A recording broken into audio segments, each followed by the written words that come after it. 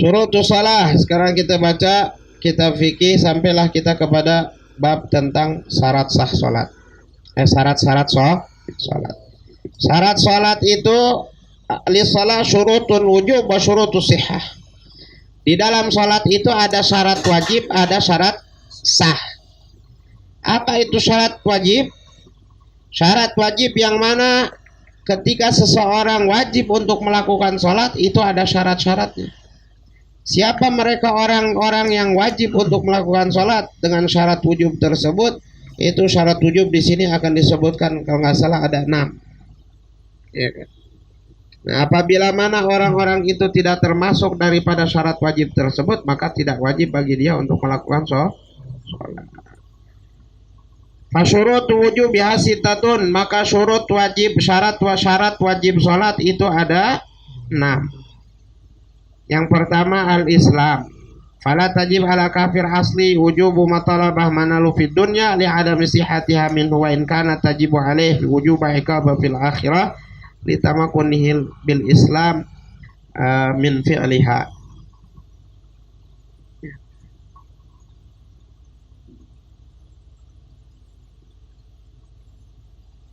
Yang pertama adalah orang muslim. Jadi syarat wajib salat harus muslim. Keluar dari itu orang kafir asli, maka dia tidak diwajibkan untuk salat. Ya, itu.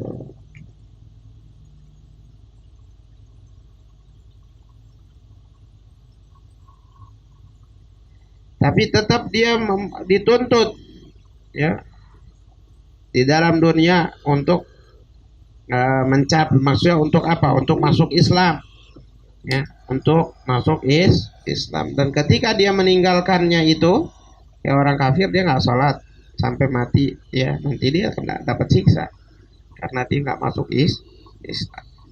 Jadi syarat wajib yang pertama, syarat wajib sholat adalah orang-orang yang diwajibkan sholat adalah muslim. Keluar dari itu orang kafir, maka dia tidak wajib. Gitu. Atau juga orang yang murtad, dia tidak wajib. Tapi ketika dia kembali kepada Islam, wajib untuk mengkodoknya. Artinya tidak sah. Begitupun orang kafir, kalau dia belum mengucap 2 kalimat syahadat, dia sholat, tidak sah sholat. Karena syarat wajib sholat hanya orang muslim. Dan yang kedua al-bulugh. Mereka orang-orang yang wajib melaksanakan sholat adalah orang-orang yang sudah balik. Balik itu seseorang balik. Baliknya itu bisa jadi dengan usia, bisa jadi juga dengan keluarnya sperma, atau kalau perempuan bisa dengan haid. Kayak seperti kita sudah bahas di dalam kitab Safinatun Najah, alamatul bulughi salasatun. Tanda-tanda balik itu ada 3. Yang pertama, bitamamnya khamsa asyarata sanah. Fidzakari wal unsa. Yang pertama, apabila mana usia anak laki-laki ataupun perempuan sampai kepada usia 15 tahun. Hitungnya bukan hijriah, bukan masehi, tapi dihitung hijriah 15 tahun hijriah.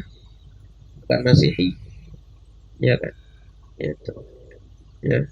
Sebulannya itu setahunnya itu 360 hari. 360 kali 15 itu berapa tuh? Ya. 360 kali 15 berapa? Nah, jumlah itulah. Jumlah hitungan hari itu, maka orang tersebut laki-laki ataupun perempuan balik.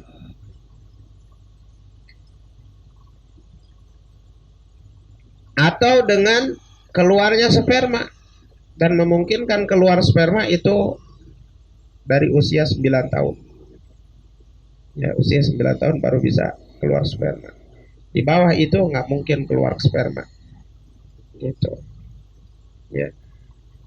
Terus bil haid, begitupun juga haid. Ini bagi perempuan. Jadi apabila mana anak perempuan sudah haid, ya, dan itu batasannya juga sama dari usia 9 tahun biasanya di baru haid.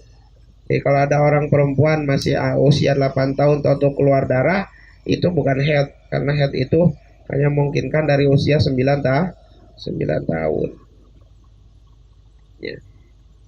Sama 9 tahunnya juga dihitung pakai hijriyah atau qamariyah disebut.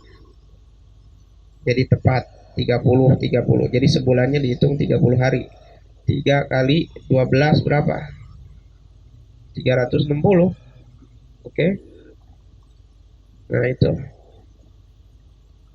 Wa yahsul bisin bistikmali rajuli ghairi 15 sana tahdidan. Fala tajibu shalah ala sawi, maka tidak diwajibkan salat atas anak kecil laki-laki ataupun perempuan. Lakin ya'muruhum al-wali biha ba'da sab'asidin, akan tetapi dianjurkan, disunahkan kepada kedua orang tuanya atau orang tuanya bapaknya untuk memerintahkan anaknya tersebut melaksanakan sholat ketika dia sudah mulai mengerti. Ya, ada yang di dalam hadis Rasulullah SAW menganjurkan kita untuk memerintahkan anak kita melakukan sholat di usia 7 tahun, karena usia 7 tahun ini biasanya usia anak-anak sudah mulai mengerti, udah tahu mana yang baik, mana yang nggak baik, ya kayak udah bisa cebok sendiri, makan sendiri, udah mandiri, tamyiz, udah mandiri. Itu biasanya di usia 7 tahun. Kita perintahkan tuh dia sholat. Maksud perintahkan di sini bukan berarti kita perintahkan sekedar perintahkan sholat doang, tapi kita juga harus ajarkan kepada anak-anak kita bagaimana cara mau sholat itu. Dari sebelum sholat wudhu harus bersih daripada hadas, harus bersih daripada najis, harus menghadap kiblat, harus tutup aurat. Itu kita kasih tahu, ya. Bukan cuman kita perintahin sholat doang, tapi kita juga ajarin dia bagaimana supaya sholat yang benar, ya, wudhu yang benar, ya, cebok yang benar. Itu kita harus ajarkan kepada anak-anak kita tersebut dari usia mereka 7 tahun. Kalau kita nggak bisa ngajarin, kirim anak kita kepada ustadz-ustadz, kepada guru-guru agama yang bisa mengajarkan anak-anak kita tentang kewajiban-kewajiban yang Allah Subhanahu wa taala wajibkan ketika dia nanti usia dia sudah mulai balik. Jangan nunggu balik kayak kita dulu, ya. Kita udah balik udah lama baru kita tahu sholat yang benar gimana. Udah baliknya lama baru kita tahu wudhu yang benar gimana. Akhirnya acak-acakan semuanya. Ya. Yang ada sekarang kita harus ulang.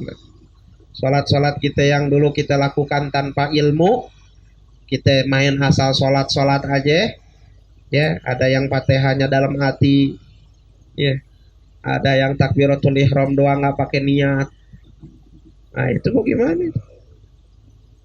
Kita ulang semua, ya. Itu wudhunya dulu, wudhunya kita nggak tahu, ada yang wudhunya cuma sampai tangan separoh doang, ya, sikutnya nggak kena. Gitu. Ada yang pas lagi basuh kakinya cuman telapaknya doang atau atasnya doang, ya. Usap rambut jambulnya doang, tengahnya kagak kena. Banyak yang menjadikan penyebab-penyebab yang wudhunya kita nggak sah, sholatnya nggak sah, terus puasa juga begitu. Sebelum kita mendapatkan ilmu, sebelum kita mempelajari ilmu tentang ibadah, ilmu fikih, ya kan? Itu makanya kita dianjurkan sama Nabi Muhammad SAW, ajarkan itu anak-anak kita, perintahkan mereka sholat dari usia 7 tahun. Bukan hanya merintahin doang, tapi kita ajarin juga. Ajarin nih sholat yang benar nih kayak begini, wudhu nih kayak begini, kasih tahu ini najis, kayak gitu, ya.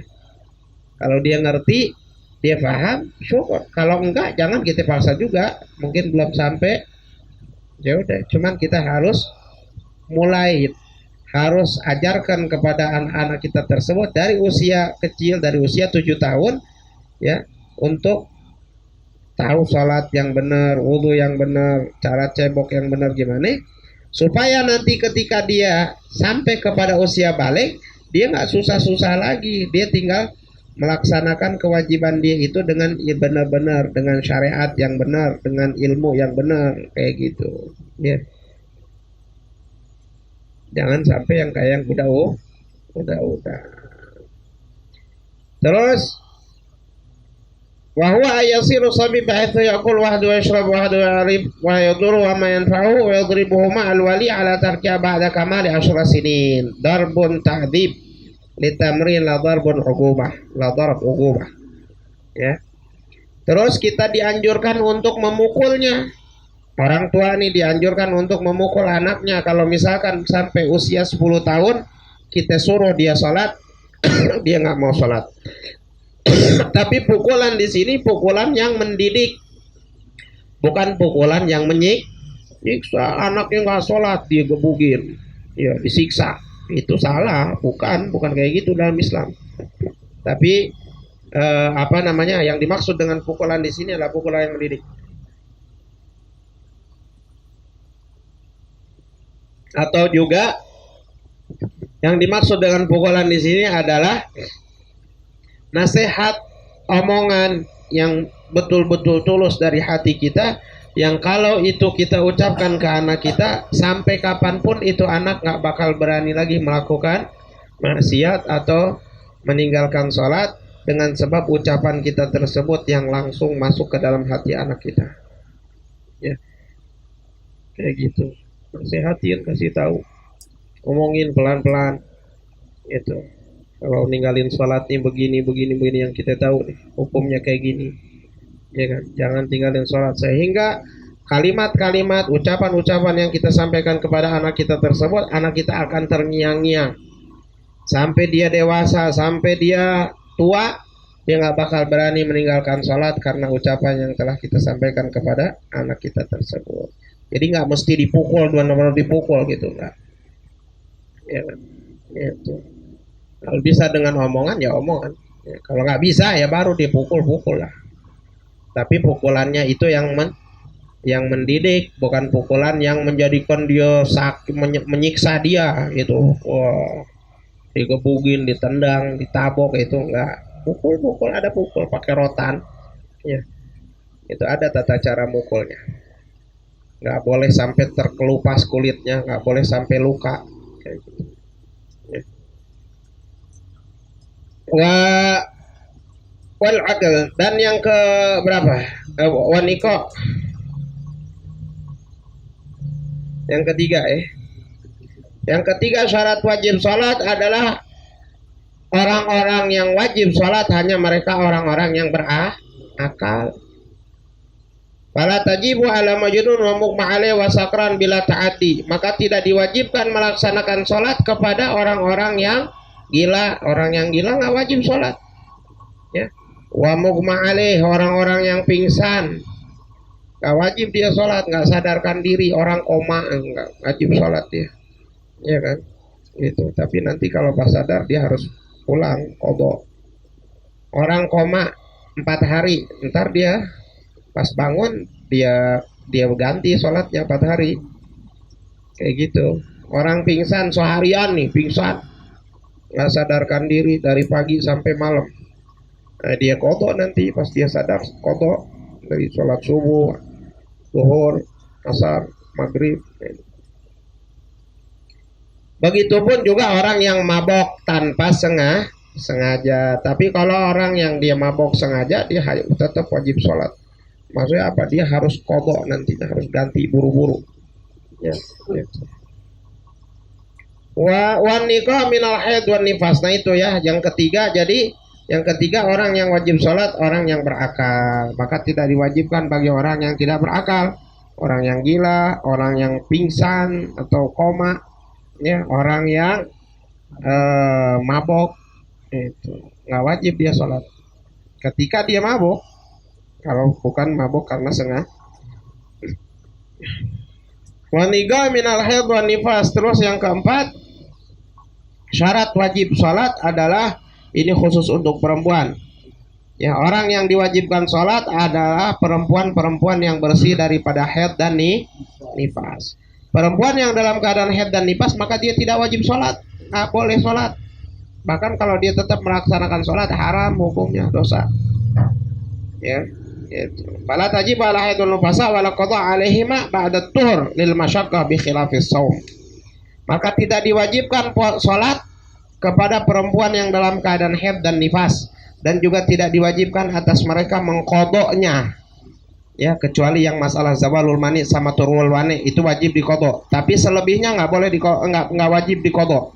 Karena kesulitan Kalau misalkan tuh perempuan dia haid 15 hari, dia harus qadha 15 hari setiap bulan. Setiap minggu 7 hari, dia harus qadha 7 hari, repot.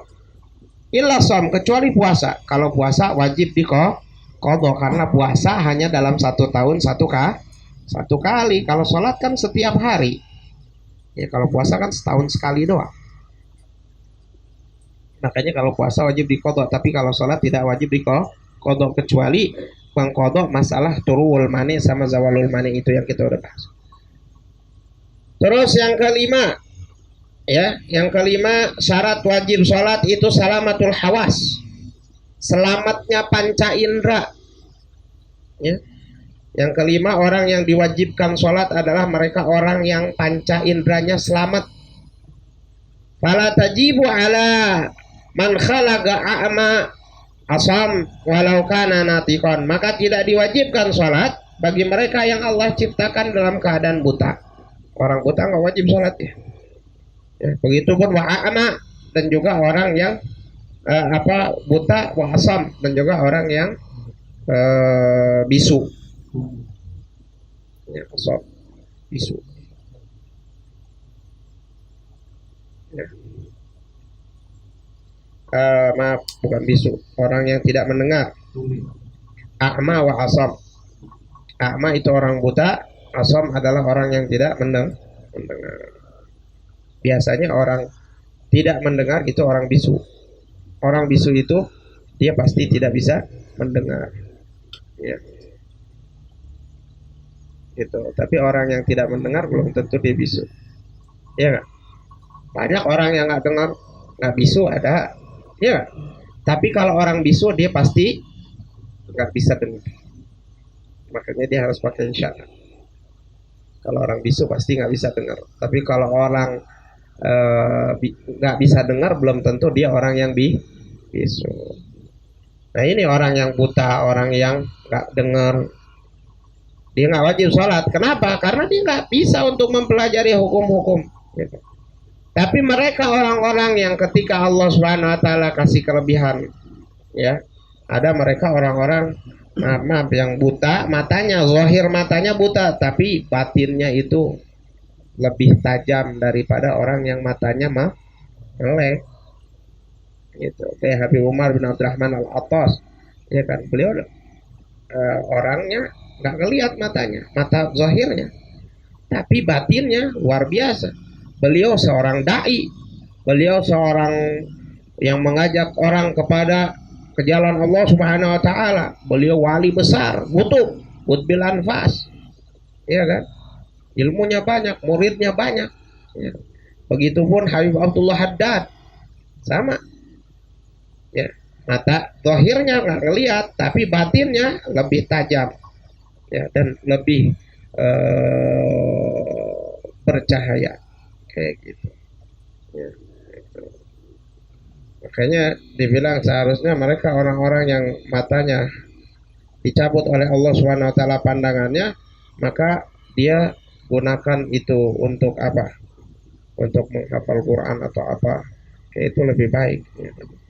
Itu ulama zaman orang-orang zaman dulu mereka mengalami kebutaan, tapi mereka tidak berhenti di dalam menuntut ilmu, di dalam beribadah, rajin luar biasa. Habib Umar bin Abdurrahman Al-Attas ibadahnya luar biasa. Habib Ahmad bin Hasan Al-Attas sama. Habib Ahmad bin Hasan Al-Attas makhluk. Beliau butuh, ya kan, seorang butuh, wali besar, pernah jadi imam di Masjid Nabawi. Dulu diceritakan suaranya beliau itu mirip dengan suara Rasulullah SAW. Sampai orang tuh berbondong-bondong pengen sholat di belakangnya Habib Ahmad bin Hasan, cuman pengen dengerin suara Nabi Muhammad SAW. Akhirnya dibuang sama beliau. Ya nggak dikeluarkan lagi suara. Ya, banyak wali-wali, ulama-ulama yang mereka nggak melihat matanya. Ya, tapi Allah gantikan penglihatannya dengan penglihatan batin yang lebih tajam, yang lebih jelas, yang tanpa batas, tembus kemana aja. Kalau kita mata kita kalingan tembok udah hilang, nggak bisa ngelihat yang dalam tembok ini. Kalau bantah mereka ya nggak ada tembok, ya tembok tembus, nggak usah tembok, negara aja tembus, ya nggak, antar negara aja bisa kelihatan. Ya. Terus apa Pak?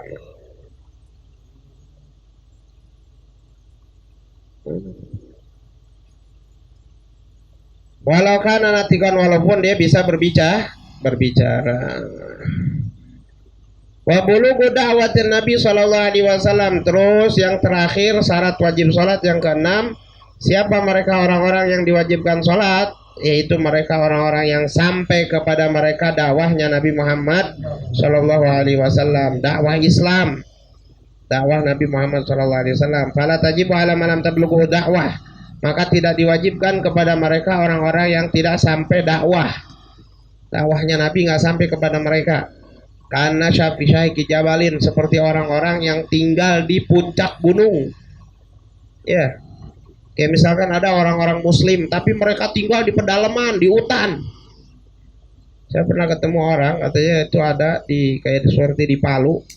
Itu ada suku pedalaman di dalamnya itu, ya, suku-suku asli orang-orang sana, orang-orang Sulawesi apa Palu di tengah, ya. Sulawesi tengah. Itu dari perjalanan dari Palu ini untuk ke dalam itu berapa hari, 3 hari atau 4 hari gitu, baru sampai ke sana. Ya. Nah orang ada yang dakwah kayak gitu tuh, masuk ke dalam pelosok itu. Tadinya mereka di sana nggak ngerti Islam, ya, walaupun sebagian mungkin di antara mereka dulu ada yang leluhurnya orang-orang tua mereka muslim, karena mereka tinggal di tempat dalam, akhirnya dia nggak sampai ulama ke sana, akhirnya dia nggak ngerti tentang Islam. Nah sekarang banyak orang yang dakwah masuk ke pelosok-pelosok, dan memang harusnya begitu dakwah tuh ya. Kita ini dakwah kumpul semua di kota-kota, yang ke pelosok-pelosok, nah, harusnya kita dakwah ke pelosok-pelosok, yang orang-orang yang masih banyak awam, yang nggak ngerti wudhu, nggak ngerti sholat yang bagus gimana, nggak ngerti cara istinja. Nah kita dakwah tuh begitu kan, harus sampaikan kepada mereka, ya kan, agar sampai dakwahnya Nabi Muhammad SAW kepada orang-orang tersebut. Banyak, alhamdulillah sekarang sudah banyak ya orang-orang yang melakukan dakwah seperti itu. Ya, jadi mereka berdakwah ke pelosok-pelosok yang di sana belum ada orang-orang yang berdakwah sama sekali. Nah, apabila mana ada muslimah, tapi dia tinggal di pedalaman, gak sampai dakwah Islam kepada mereka, terus dia nggak sholat, dia nggak ini, nah itu nggak kena dosa dia. Karena apa? Dia jauh daripada ulama. Bodoh yang dianggap uzur secara syariat, jahil mahdzur disebut. Tapi kalau misalkan ada orang tinggal kayak kita nih, tinggal di kota, ya nggak, kanan kiri kita banyak ustadz, banyak ulama, banyak habaib, terus kita nggak ngerti, sholatnya kita nggak salah, wudhu kita salah, itu mah dosa kita. Ya.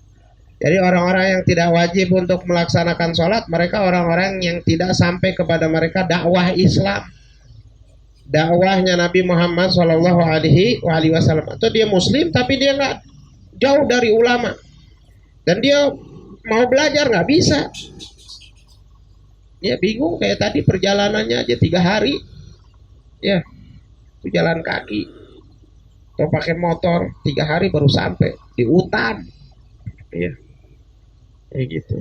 Ya, orang-orang Dayak kayak yang tinggal di pedalaman, ya.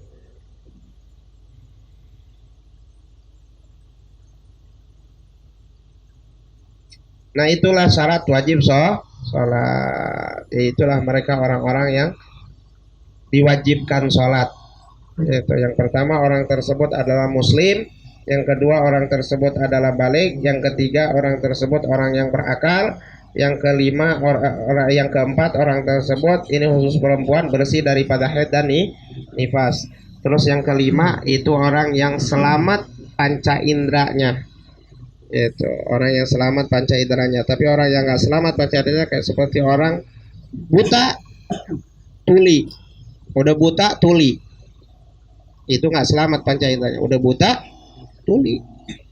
Tapi kalau buta masih mendengar, berarti dia masih bisa untuk dengerin ngaji gitu dia bisa, ya. Jadi yang dimaksud tidak selamat itu kayak yang buta tuh, tuli. Orang buta udah buta dia tuli, iya kan, repot mau apa, mau belajar gimana udah buta tuli. Tapi kalau orang yang bisu masih bisa pakai isyarat, ya belajar dia berguru pakai isyarat itu, ya.